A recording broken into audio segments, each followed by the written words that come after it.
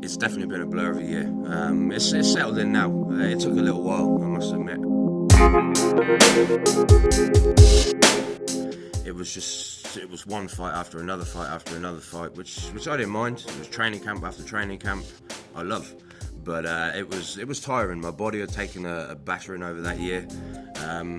To get to the final piece in such a short piece of time, it was overwhelming. It did take a little while to sink in. The title fight with Emanuel Newton. When I stood on that stage when we come out, the crowd was cheering me on. It was a British invasion in America, and to hear the US crowd going wild for me, it really got me pumped. So I was just like, I'm going for a fight, and I'm going to go kill this dude. From when they're cheering your name, when they're chanting you, the fans are absolutely brilliant for Bellator. So it's good with them being so energetic. It just makes you want to put that better show on. Just give that extra effort to finish a fight. I learned that I had to learn wrestling.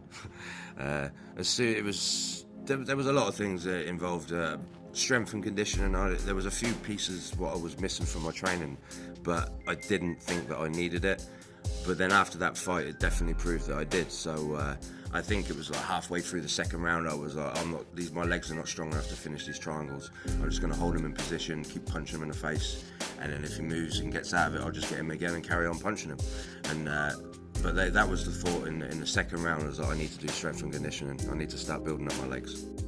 When Scott Coker put that belt around my waist, it was a strange feeling. It was a great feeling, don't get me wrong, but it wasn't a feeling I thought I'd be jumping around all over the place and being all excited, but I was exhausted after that fight. I was tired after all the tournaments, I was tired after all the training.